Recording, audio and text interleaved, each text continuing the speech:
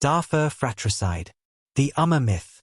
This monument is dedicated to the thousands of black African Muslims who were murdered in Darfur, many of whom were buried anonymously in mass graves and have largely been forgotten by the world. It poses an uncomfortable question.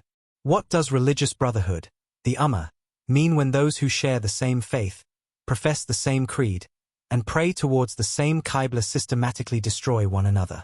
What remains of the ideal of a community of believers? This work is an indictment of the collective failure of the international community, of political expediency, religious hypocrisy, and the silence that enables genocide. It is not Islam itself that is being put on trial, but the question of what remains of the ideal of the Ummah when Muslims remain silent while fellow Muslims are exterminated. The work therefore does not question faith itself, but the gap between faith and human conduct. A philological confrontation. At the heart of this work lies Quran 3:54. The artwork examines how the meaning of the Arabic verb makara has been translated and interpreted throughout history. Classical Arabic dictionaries, including Lisan al-Arab and Lane's lexicon, document meanings such as cunning, deception, stratagem, and calculated counteraction. Modern translations often choose more neutral renderings such as planned or devised. This tension between language, interpretation, and theology forms an essential part of the artwork. Its purpose is not to ridicule religion, but to demonstrate how interpretation inevitably shapes the ways in which people understand power, violence, and moral responsibility.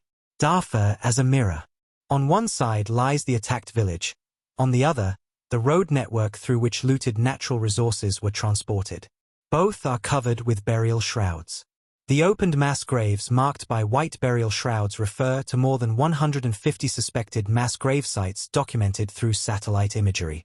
Facing Mecca, they serve as a posthumous tribute to victims who disappeared anonymously, often without names, graves, or funeral rites. Within this artwork they are symbolically laid to rest. The circle refers to the earthen ramparts with which villages were walled before they were destroyed out of sight of the world. The Arabic gum and gold incorporated into the work refer to natural resources for which economic interests have too often outweighed the value of human life. An indictment of both East and West.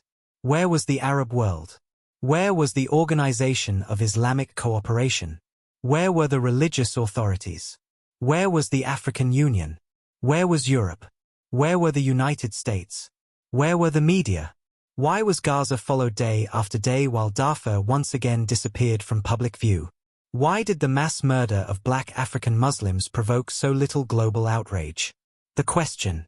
This artwork does not claim to offer answers. It asks one profoundly uncomfortable question.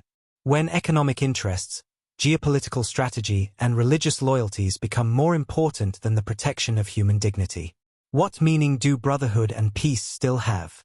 When the Ummah remains silent while Muslims kill Muslims. When the West remains silent because other wars command greater attention. When international institutions remain silent for political reasons. Who, then, buries the dead?